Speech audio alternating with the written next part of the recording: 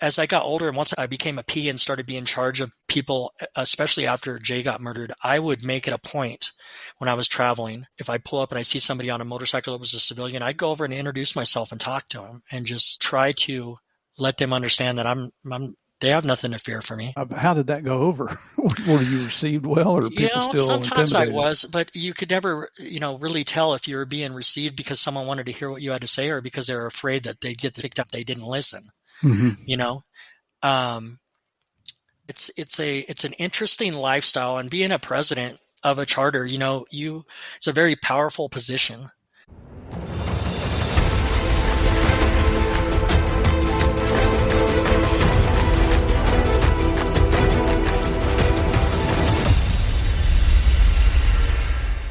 Hey gang, welcome back to part 2 of this week's episode of Game of Crimes with Murph in the Morning. Our guest this week is Malachi Seaman, former police officer, tribal police officer, former Vagos member, outlaw motorcycle gang member. And we got into a good story yesterday where he's still prospecting and ended up in a shooting. Was that in Reno where that shooting took place? Yes, sir. And you guys you've made it out of town now. Everybody's getting back to where they're supposed to be. But one thing I want to ask you from yesterday, you said that when you left Quickie to go on this run, that they had not prepared you about the dangers associated with this. But at the same time, you're carrying a pistol everywhere you go. Why were you carrying a gun if you didn't know about the dangers? Well, I always carried a gun. But I mean, I wasn't naive in the fact that I didn't understand the totality of everything. I just meant like I wasn't really up. Quickie kept a real close gag order on Missouri, for lack of a better word. So I had no idea what was going on with any other sharks. I call them sharks or teams with the other guys. It was one of the best things probably could have happened to me because I learned to depend on numero uno. Okay? Because as a prospect, looking back, I should not have been traveling those distances by myself. And then when the banditos got word that I was prospecting, I was living in New Mexico and prospecting in Missouri, I was given a phone number and I had to call them and say, hey, I'm going out of town this made absolutely no sense. I had to call the banditos and let them know I was on my way to Missouri, and I couldn't wear my colors. I had to put my cut in my saddlebags until I got to the state line. So I had to leave New Mexico before I could put them on. Texas has got banditos in it. So it was always this lack of communication bullshit thing that was always going on. And we'll get into that a little bit about, I always thought when one of these gangs had a bunch of charters in the city, it was because they were big and powerful. It's because they don't get along. So they separate. So you might talk to, a guy named Trash and get permission to ride through Albuquerque, but if you don't have this other guy's permission and they have no communication, that is one of the biggest things that I ran into all the time is just no communication. So you get permission from one guy and you don't have permission from this guy. And it's just a shit show. Jeez. Well, in Reno, who was the shootout between? So the shootout was between the Hells Angels and the Vagos. What happened was the San Jose chapter president, Jeff Pettigrew, got a group of Hells Angels together. And I never confirmed this. This is a story I heard, is that he had a petition. He was trying to get everybody to sign because he wanted all of his dream was for all the teams to come together and face their common enemy of law enforcement. And what I was told was that he came in the casino with the intention of getting signatures, and he made a mistake that I would make later in my career, which is he would let his status as a officer in an outlaw motorcycle gang lure him into a false sense of security, that he would be respected and he would be left alone. And unfortunately, at some point in the casino, he ran into a guy named Jabbers, and Jabbers was, for the lack of a better term, he was a member that couldn't control his alcohol, and he was a bully. And when he got drunk, he ran his mouth, and that all could have been prevented if one of his brothers would have took charge of him and put his ass to bed. But unfortunately, he was HA also. He was a Vago, and he started shit with Jeff Pettigrew. And when I was a president and leading, I would tell members all the time when they would do something that I disliked. I'm like, look, dude, don't be weak. There's no room for weak people in this lifestyle. You weak people put guys like me in prison or in a pine box. Get your shit together and move forward. But there's a lot of that went on. That situation should have never happened. You know what I mean? And then look what Jabbers did. I don't know if you're familiar with the situation, but he got arrested, and I know what that feels like. You get arrested, and then all of these guys that are supposed to be your brother, that are supposed to have your back, no matter what, they don't show up for you. And when that happens, it puts you in a really lonely position. And that guy, because he's a coward and he's weak, he decided that he would make friends with the other side and everything was going to be okay. Did I ever hear anything as a member, even later on, that Romeo was put up to, that it was calculated, that they construed to kill him? No, I didn't. But I understand why Jabbers did that, because he thought he was going to get out. He thought if he cooperated, he was going to get off scot-free. And they used him to get that case built and then put him in jail anyway. And then now he's a rat. He's out bad, which, that doesn't mean anything. Well, we can touch on that. Yeah, I want to ask you about that. In fact, I want to ask you right now, why does anybody want to get involved with an outlaw motorcycle gang? What's the attraction there? I know the bikes to start with, but it's an outlaw lifestyle. My dad, when he got out of the Vietnam vets, I remember I got a little older and it started to get a little more savvy about me. I asked him, I was like, Dad, why did that not work out? And he's like, politics, son. He's like, if you could just ride with your brothers and do the things that you want to do, the world would be a better place. But politics. I was just like, oh yeah, okay, that makes sense. And it didn't make any sense. But years later, I would run into that word, and I understand now wholeheartedly what he meant. And what's the draw? I was used to being in a uniform and getting a certain result when I presented myself to the public in law enforcement. And when I became a Vago, there was a very similar, maybe even more of an intimidation than respect thing. And it is addicting. It's something you just get used to so fast that when I pull up on my motorcycle, if I'm by myself and I got my two top buttons buttoned, which means I'm ready to handle business, people fear you. You know what I mean? And I used to, at first, I think I enjoyed that. But then as I got older, and once I became a P and started being in charge of people, especially after Jay got murdered, I would make it a point when I was traveling. If I pull up and I see somebody on a motorcycle that was a civilian, I'd go over and introduce myself and talk to them and just try to let them understand that they have nothing to fear for me. How did that go over? Were you received well, or people still sometimes intimidated? I was, but you could never, really tell if you were being received because someone wanted to hear what you had to say or because they were afraid that they'd get the shit kicked out of them if they didn't listen. But yeah, it's an interesting lifestyle, and being a president of a charter, it's a very powerful position.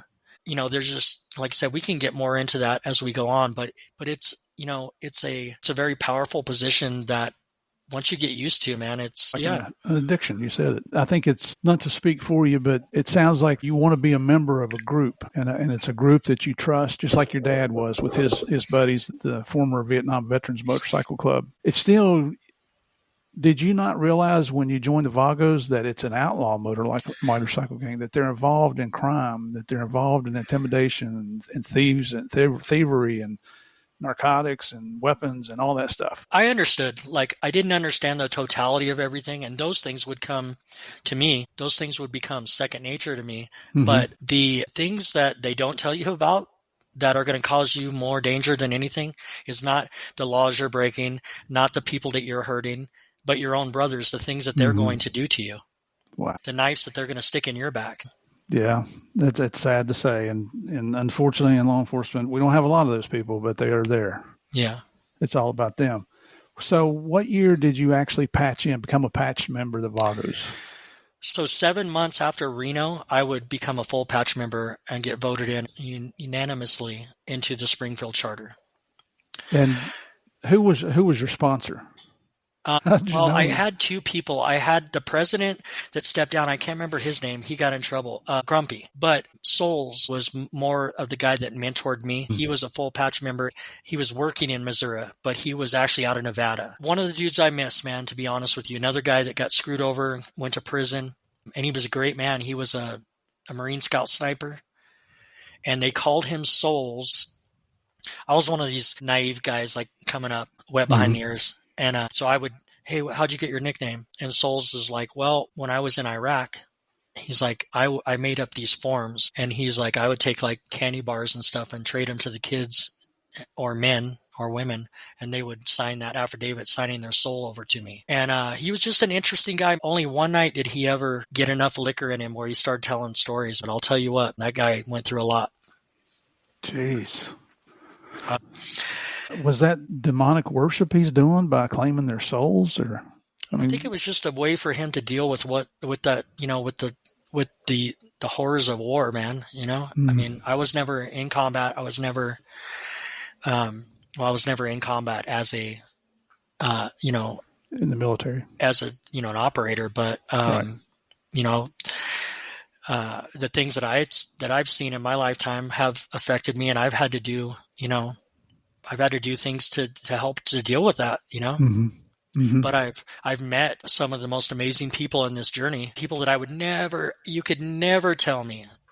If you'd have told me 15 years ago that I'd be doing what I'm doing and that Jeff Viles would be somebody that I owe my life to, I would have told you, I would have laughed in your face. So wow. So that was the shooting in Reno. Was that 2011? Correct. Okay. And you're living in New Mexico, but you're patching in Missouri. How far is that apart? 14 hours from my shop to the doorstep of a Quickie's house. We've had some retired police officers on the show here that infiltrated some of the different outlaw motorcycle gangs. Mm-hmm. And when they were prospecting, they were expected to be on call 24/7. Correct. So how was it, if you're 14 hours away and you got a job and you got a family, how were you available to the club in Missouri to do things that they wanted you to do? So I was only available in the times that I would go spend there. I would go spend 2 weekends a month doing that. So it wasn't overwhelming, but we had a lot of runs and stuff like that. And then we had an incident with the Galloping Goose out there. And then that regime leadership changed out there because the president at the time had Quickies daughter on the back of the bike, and there was an ambush at an off-ramp, a couple gunshots, fisticuffs, and this dude took off on his bike. That Tomas guy I told you about left the girl there, and it was just a shit show, man. And so the next significant thing that happened after that was I went to go see Dragon Man. And he's located where? He's in Santa Monica. Okay. Because with all the stuff that's happened in the time that I prospected and patched in, all the stuff that I'm seeing going on, I got all of these guys in the charter with one guy gave a guy a 45, So basically what's happening is Quickie is playing God in Missouri. One guy, it was in our charter named Milkman. He owned a dairy farm, had to milk his cows twice a day. So he never, the entire time he was a Vago, ever left Missouri to go on any runs because he couldn't. And I'm like, what? That doesn't even make any sense. And so what I wanted to do is find out, this is what I felt like. When I patched in, I noticed a significant difference from my center patch with low-key on it and the ones that I saw in California. So I decided that I was going to throw caution to the wind and I was going to go talk to number 3. And I was going to explain to him everything that was going on with Missouri. So I went and I met this dude, and I walked in his house, and he started cutting shit off of my cut. Walked up to me face to face, started this is fake, cutting it off. And so then I started telling him what was going on. And he said, you know what, dude, we're going to an officer's meeting. And it was a pretty scary thing. I had to wait at a location, and then a guy came and got me, and he covered my face, put a cloth sack over my head, and drove me to another place. And when I got out, I stood there and waited. These dudes used like 2 different kinds of wands to check. Basically, they didn't strip me naked, but checked me completely, walked me in, and it was pretty scary. I walk in and there's all of these aren't just members, these are presidents, vice presidents, sergeant at arms.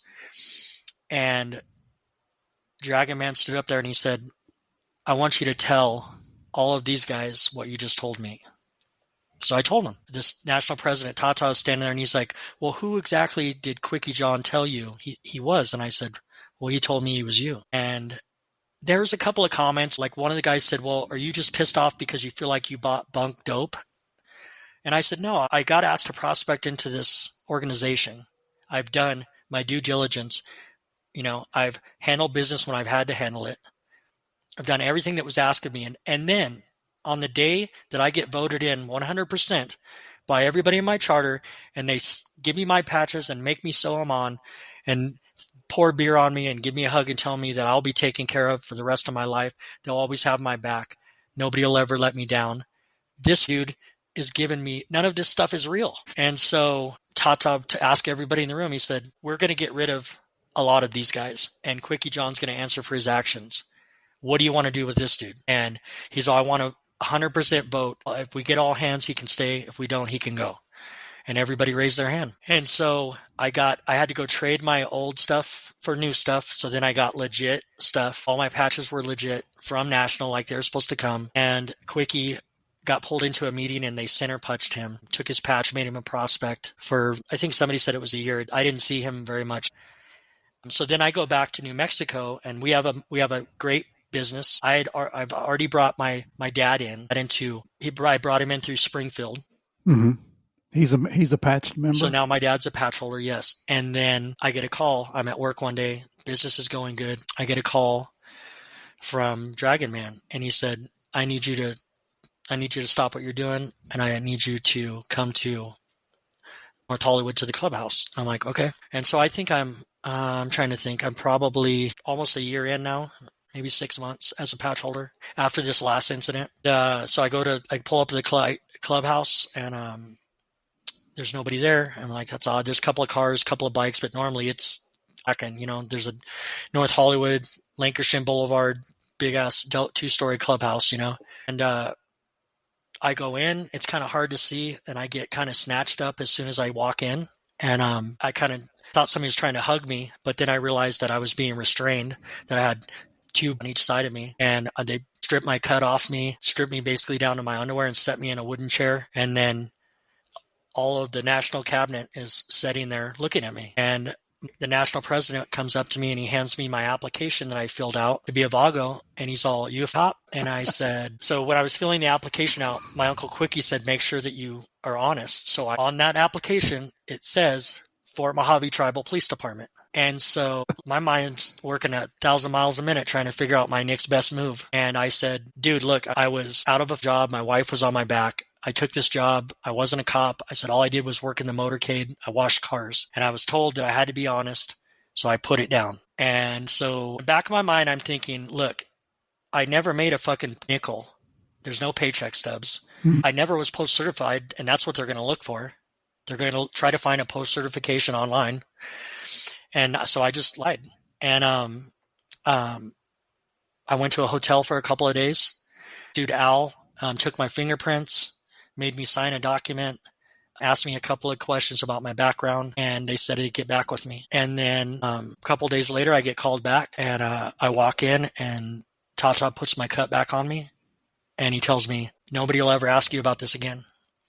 And I'm sorry, I owe you one. And now, who is Tata? Tata's the national president at the time. And so what's interesting is the catalyst for this lie that I've told that's earned me this favor is I'm going to cash that favor in to open a charter in a bandito ran state. And that's ultimately going to get my brother murdered. But I was never questioned again about it. Nobody ever said anything. And I just went back to work, started doing the things that I was supposed to be doing. And then it just doesn't make any sense geographically, anything for me to be traveling 14 hours to go be a part of Springfield. And I was already done with Quickie. Tuck, who had became our new president, was just a young guy that was more into partying and anything. And it just wasn't a comfortable fit for me. Now I'm vested, both feet are in. And so I'm like, I want to get serious with this.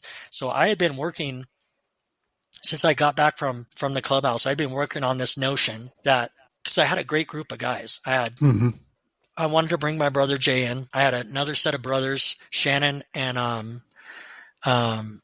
can't remember the other guy's name. I had a guy named David Cordova. So I think we had a dozen guys. A guy from Beach Cities had moved out to be with his mom in California. And so I had him. So we had enough guys to make a charter. So then I went and got in front of National again, and I said, look, this is what I want to do.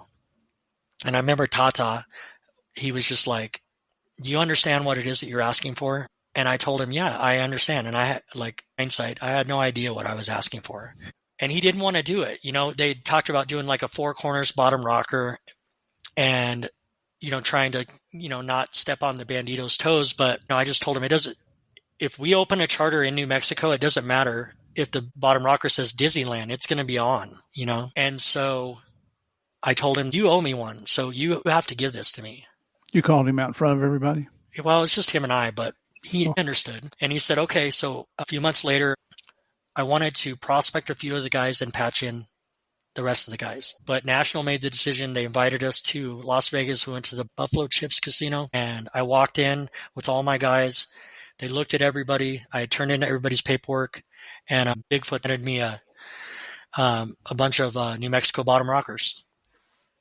And they gave us their blessing. Quickie John got in trouble at that one. That was the one where, they took his shit. So he was mad at me. Mm-hmm. And then it was crazy because he was trying to introduce me to this guy that wanted to be a prospect. And I recognized the dude. I was like, where do I know that dude from? And then I would go back and see him on Gangland. And he was a former Mongol that had turned state's evidence. And so this dude was just, like I said, a used car salesman, and I'll probably say that a few more times, but we get blessed with this charter and we're sent back. We have a big party. So now I've got a complete charter. My brother's my sergeant at arms. I make this guy Bull my VP, and I've never been a before. I've been a patch holder less than a year. Now I'm president of this charter. Ben Tito ran territory. And so I just pretty much sat down with my dad, the whole charter, and I'm like, this is what's going on. Nobody goes anywhere by themselves. This is what I want done. We're all working in the shop. I had a guy named Sammy that had been a nomad that we brought into the charter. And so we just get back to New Mexico and start business as usual. And we're flying every day and making sure that we're out there seeing. My first face-to-face with the Banditos was a gunfight, and it never got any better from there. There was never any casual encounters. There was never any, hey, let's sit down and, whatever. It was just, I got a gun stuck in my face. So my first few years in the Vagos, prior to Jay being killed, I was sober. Everybody in my charter was sober. We all wore our 13 upside down. 13 lets people know that you party. That stands for the 13th letter of the alphabet, which is an M. So if I have a 13 on, people know that I smoke meth or I smoke marijuana. So we wore those upside down, which pissed a lot of people off, but that was my rule. No drinking, no partying. Like, we all stick together and we're going to make this work. We're going to build this and make it work. Mm-hmm. And so we've had this charter open for about 4 months now, and I go to chair a meeting at this AA club, and it's one way to get in there, one way out. And me and my dad ride wearing our colors, and my mother follows us in the car with my wife, my daughter Janessa, and my brother Japheth. And when we got there, we got inside, and I started situating the meeting, and I saw a guy with the Bandito support shirt get up and walk outside. And so I told Jay, who was my sergeant at arms, I said, hey, go tune that dude up and get rid of him. I don't want him here. And so my brother went out there and took his phone, thumped him, sent him on his way, and then he came back in, and he's like, we need to leave. He's like, he was on his phone when I got out there before I got his phone from him. I said, okay. And so we left. We went and got on our bikes, and we started pulling out, and this white truck is coming down the road, and I thought it was this kid Bobby that I knew. So I stopped, got off my bike, and walked. They kind of turned in front of me. I walked up to the truck and realized there was two full patch Banditos in this pickup truck. And the guy, before I can say anything, the dude just pulls out a Glock and just sticks it right in my eye socket. And I'm carrying a Glock 40 caliber in a drop down holster on my left side because I'm a southpaw.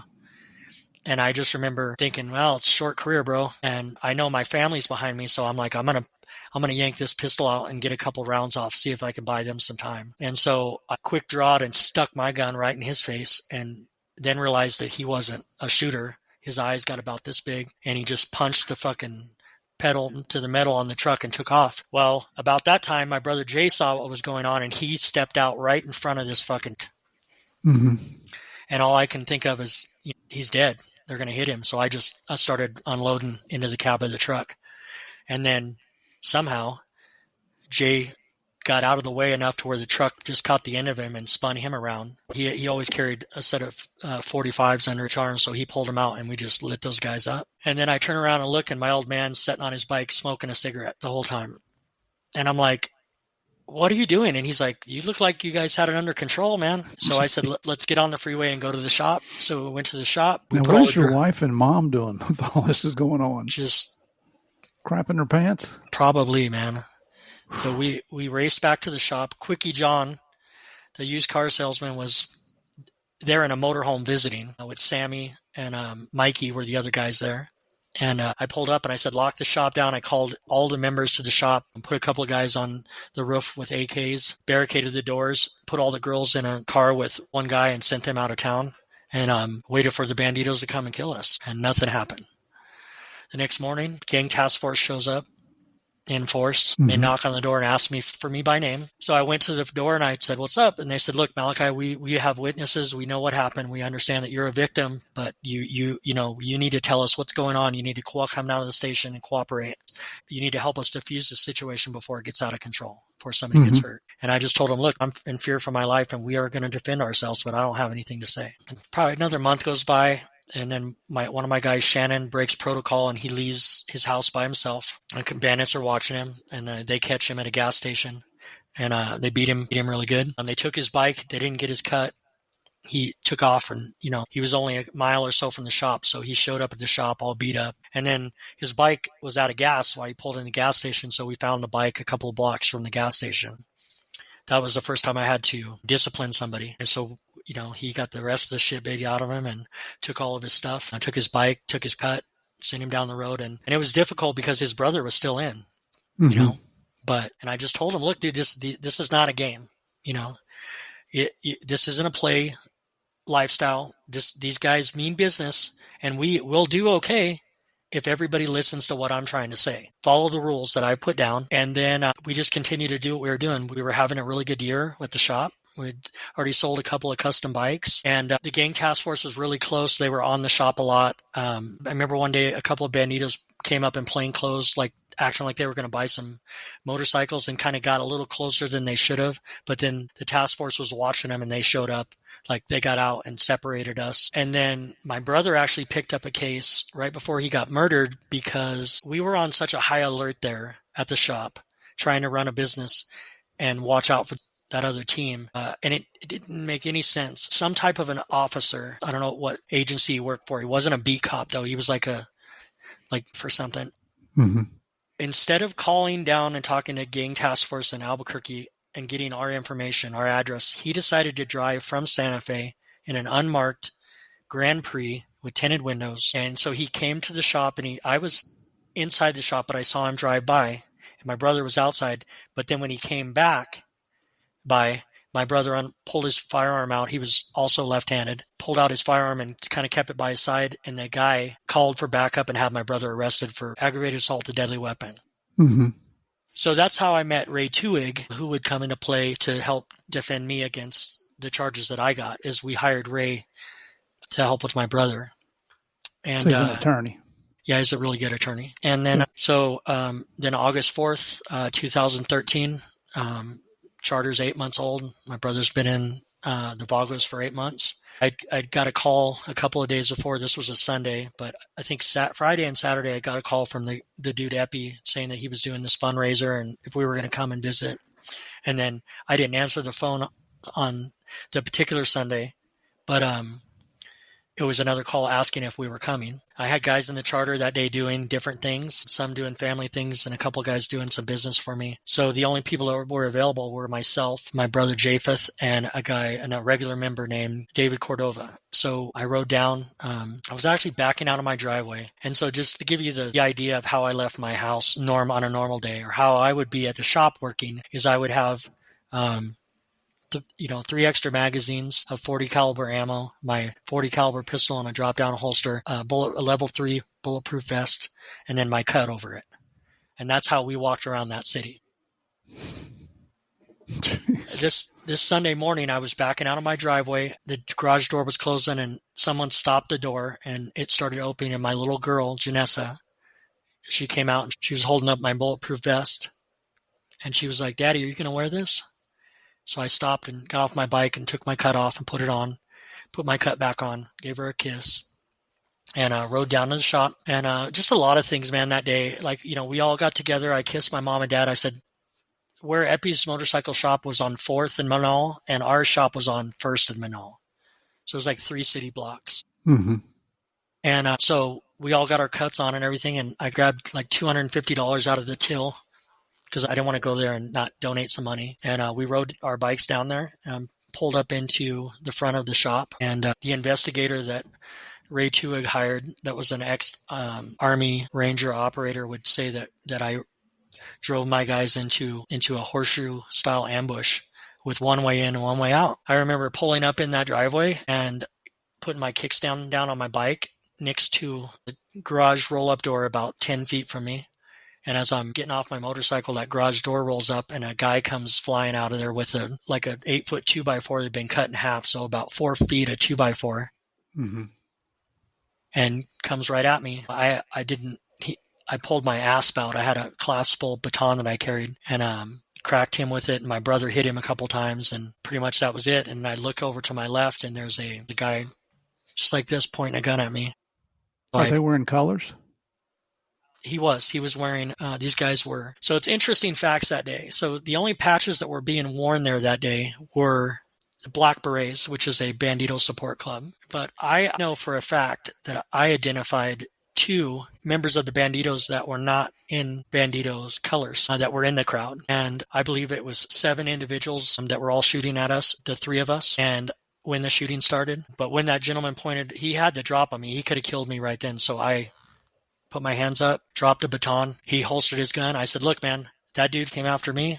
We were here to donate and be a part of this fundraiser, but we're leaving now." So I told Jay, "Let's get out of here." I got on my bike and I started backing up. Japheth and David, who had parked a little in front of me, opted to just lift their bikes up and start walking them backwards. But we're in full retreat mode at that point. Mm-hmm. And then I just remember hearing a gunshot go off, and my windshield on my bike exploded. Something hit me in the chest, and I went over backwards off my bike. Somehow got my kickstand down because my bike was resting on its kickstand when I got back up. But I didn't have a helmet on. I had a baseball cap on backwards, so I hit my head pretty good on the way down. So I was open my eyes trying to get my wits about me. My brother Jay comes over and he grabs me like by my cut and he slides me up behind this. This guy had an old steel horse trailer that he made into a place to sell sunglasses. And Jay looked at me and he said, "Hey, there ain't no fundraiser here. These guys are here to kill us. Don't move. Stay here." And I would never see Jay alive again after that. I'm emotional and catch myself. It's okay. So I got up and the thing that I noticed first was that we were getting showered with bullets and it didn't seem like there was anything defensive happening. So I unholstered my Glock and I stuck my head out around this steel trailer door.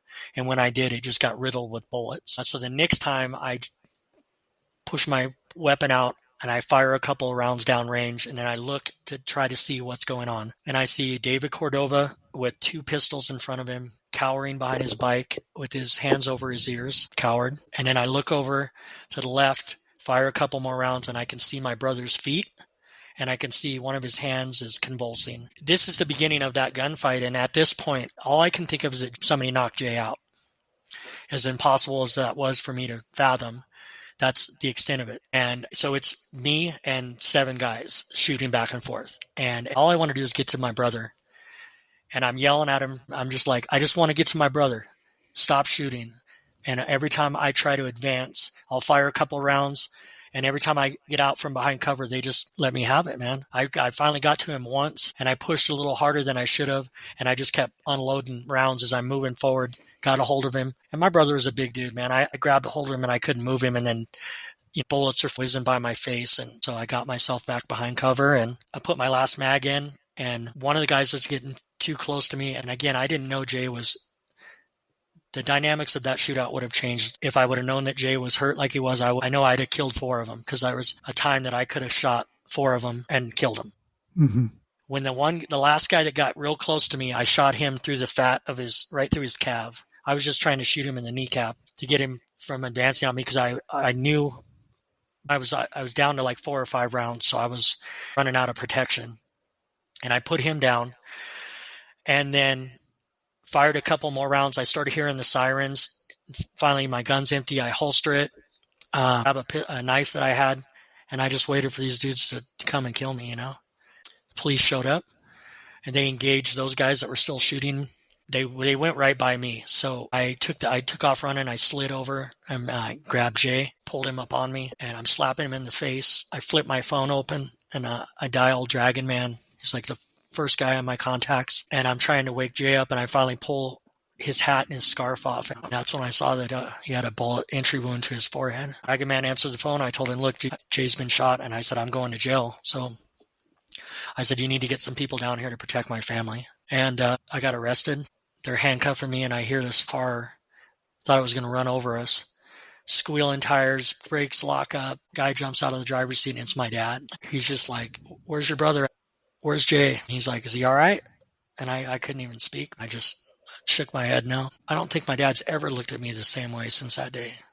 I mean, I know we're still best friends, and I know that he loves me, but, not anything you ever want to tell somebody. So I got arrested. Still the only person that's ever been arrested at that ordeal. None of the Black Berets were ever arrested? No, sir. And, looking back at it, I think I understand why the dynamics of that case went the way they did. So I went to jail. It's all these cops, hey, you just need to cooperate. You need to tell us what's going on. And I bail out the next morning.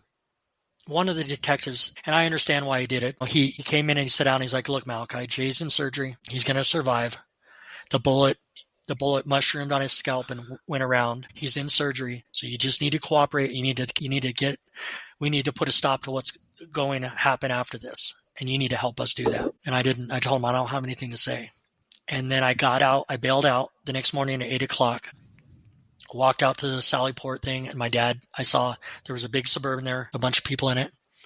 And I ran up to the truck and I opened the door and I looked and I said, why are all of you in this car? Why aren't you at the hospital with my brother? Why are you here? To pick me up? I said, is Jay okay? And my dad was like, he's gone.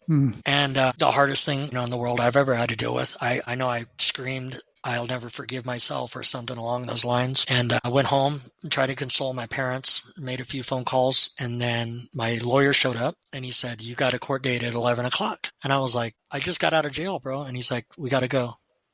So I walked in the courtroom and I already knew I was going back to jail. There was 100 police officers in the courtroom, nobody else but me and the judge and my lawyer and gang task force. And we were in a metropolitan courtroom with the circuit court judge, and they didn't lie. They said, hey, this dude's going to cause a bunch of problems. His brother's dead. And she raised my bond to $100,000 cash only. And I went back to jail for a few more months. Then I got a bond reduction hearing in front of a district court judge, and he instantly said, this isn't a capital murder case. This isn't right. So he reinstated my bond, let me back out. And then for the next 2 years, I would be on house arrest, ankle monitored, had to go pee in a cup every single day of those 2 years. Wow. Never had a drug charge in my life. And without fail, Christmas Day didn't matter. Still had to go. What I can think of, what Jeff and I at least put together, is that the state of New Mexico was already aware of the banditos, and the catalyst for the violence was us moving into town. And so they were comfortable, I think, with dealing with those guys, but they definitely wanted to not have me there anymore. And so I wasn't allowed to go. I tried to work it out of my house, and our business just crumbled, man. That the guy wouldn't renew our lease. There was just a lot of things, Mm-hmm. And then like a week before trial, I was on my way out the door to get a suit. My lawyer called me and he's like, hey, have you talked to anybody? And I said, no, Ray, why would I talk to anybody? He's like, they dropped the charges against you. And I couldn't believe it. It was a victorious day for sure, And then I got contacted national as soon as that case was over and was like, I don't want to be here anymore. Why did they dismiss the charges? So from what I understand, those guys were never going to testify anyway. Those guys are in a bandito support club. So they were never going to stand up and testify. That would be the end of them, So I believe that the trial went on to try to do exactly what it did, which is damage the business, damage my livelihood, and make me move on. They were able to, this is the other thing, they tried to mess up my schooling, because right in finals, I'm driving home one day, and all of a sudden I look and there's the Calvary's behind me. And they drug me and my 16-year-old son out of the car, face down, handcuffed us, took me back to jail, rearrested me for intimidating a witness. I had seen the guy that shot my brother and killed him, even though I didn't know it was him. And he threatened me through my window when I had my 1-year-old son in the back. And I drove home immediately, called my lawyer and told him what happened. And this guy went to the detectives instead of calling 911 if I had threatened him, like what a normal person would do. This guy went to the detective. They wrote out a warrant and arrested me during my finals week. And my attorney ripped them a new one for the way that they handled it. The judge dismissed the charges, but then the detective stood up and told me that they had forensically matched the bullet that killed my brother to the gun and the guy, and that he wasn't being charged, that it was self-defense. And so I believe that all happened because they wanted me in custody when that news was explained to me. Regardless, I reach out to National and I tell them, look, what's going on? What's my next move? And they said, we're opening up Arkansas and Oklahoma. If you want to, you can go run Arkansas. And so this was like in my class that I teach, this is where it's like you start to realize that no love, no loyalty. Because up to this point, I characterized the first half of my time with the Vagos as being ignorant, which means I was giving 100%. I was in it for the long haul, and these guys weren't loyal to me. But I would characterize the second half of my career with them as stupidity, because one-sided loyalty is called stupidity. When you're loyal to people and they're not loyal back and you continue to do it, you're stupid. But again, I wanted, they didn't do jacks for my family. Nothing. You know, they didn't help with any of the bills. They didn't help me with my attorney. And I can understand if I'd have been like Jabbers, drunk and kicked off some bullshit, but I was sober, stone sober. Because I tell you what, if I hadn't been, I'd be dead. I'd have put a gun in my mouth with the horrible things that I've dealt with, and that responsibility, making a decision that cost somebody that you love your life. He wasn't just Japheth. He wasn't just Japheth Seaman. He was my best friend, my younger brother, my responsibility. And these dudes hadn't done nothing. I'm like, where are all the cuts? Like, there's plenty of banditos running around the city. Why haven't you guys done your due diligence? You owe me, you know? So with that mentality, I moved my family to Arkansas, which would be very short-lived. I got some dope fronted to me from California so I could make some money. Kicked off a little pipeline out there and started using. You know, I was coming back from California and got high with one of my brothers, and it was the worst thing I could have done at that point because it didn't hurt anymore. As soon as I got high, I didn't care if Selena was mad I wasn't home. I didn't care if my kids were upset, and I didn't feel responsible for Jay's murder. I didn't feel like anything. And so that catalyst, you know, and there's a bunch of banditos out in Arkansas, so I just start kicking doors in. I just start going to bars, getting me trophies, dude, thinking that's going to make me feel better, that stomping out banditos and taking their cuts is going to, and it doesn't make me feel better. And then pretty soon, instead of my whole charter being with me, it's dwindling. So I don't really want to go into too many details out there, but that was what was going on out there. And then pretty soon it didn't matter. I'd be by myself, and it was like if you just looked like you were wearing red or gold, you know. And I wasn't getting along because what they did is they opened Catoosa, Oklahoma, and Gentry, Arkansas. So those are 45 minutes from each other. And I did not get along with another. He's just a coward, a bully, guy named Vegas Valley Dog. He was the P of that charter, and you know he just liked to get drunk and beat up on little people. So I'm just in this full-on rage mode. I'm trying to fill this. I'm trying to take all this stuff and stuff it down into this big hole I have in my chest, man. And I come home one day after 3 or 4 day bender. I remember my one hand was covered in blood, and I can't even figure out how long I'd been walking around like that. And the house is empty. My kids are gone. The wife's gone. The car's gone. The only thing that's in there is my shit. And I called her, and she's like, look, I'm in Arizona, and you know, if you're not going to change, we're done. If you're not going to change, then don't even call me anymore. So it was close to my daughter's birthday, and this would be the first time I get center punched. I just pack up I don't say anything to anybody, and I go to Arizona. How many children did you have? So I have 3 sons. We adopted a 3rd son recently. So we have. But I mean, at that time, how many children did you have? 3. 3. Yeah. Okay. 2 boys and a girl. So anyways, I get down to Arizona. I get a call from Little D, a guy on my charter, and I said, it is what it is. And so I'm trying to get things working there. Little D comes down, National comes down. We have a meeting, and they're like, look, Arkansas is a bad fit for you. We want to kick Arizona off. There's nobody out here. But they're like, this is your last stop. We tried to open a charter here 3 times before. There's this detective out here named Jeff Files. And so we don't care how you do it, but it doesn't fail. And I said, I understand. So I took my wherewithal and everything that I had. I became the president of that charter and started a PR mission trying to get us back in the bars. And so I'm just, going and talking to the bars, trying to set up poker runs, trying to do things. I've got a little pipeline that's starting to prosper a little bit. You got California, Arizona, Nevada right there. And you're back in Albuquerque, is that right? No, I'm in Arizona now, Bullhead City. Sorry. Okay. Gotcha. So, and so that's what I start doing. I start recruiting guys under the table. They gave me like 3 boxes of all these police reports, search warrants and everything from the task force, And I'm like, this dude's good, man. Cause he nailed everybody, and he would nail a couple guys and get them to turn on each other and then exploit everything. And like I said, he took down 3 charters, man. And then one of the things I realized though is he was using women. I was like, he's got to be using women to make these drug transactions. Cause as a Vago, if I'm in a bar and some dude comes up and starts asking questions, he's going to get thumped and sent out his way. But you take a pretty girl and send her into that same situation, and she's going to get, drinks bought and set down and whatever. So by the time Jeff and I had our first face-to-face, I already had almost 20 guys in a charter. And it was interesting thing is I didn't recognize him at first, but I did not like him, and feeling was mutual, and we were standing about a foot away from each other, just looking at each other, just trading facts and insults back and forth, Mm-hmm. But what I would come to realize later during my law enforcement career, me and Yazi were chasing a guy, and we chased him into Bullhead City, and he hit somebody and caused a fatality accident. Mm. Jeff and I were working that accident together. Really? Yeah, so we were actually at 2 different places at one time. We went for Shop with a Cop for Christmas one year, and I saw him. And the next time I saw him was at that accident investigation.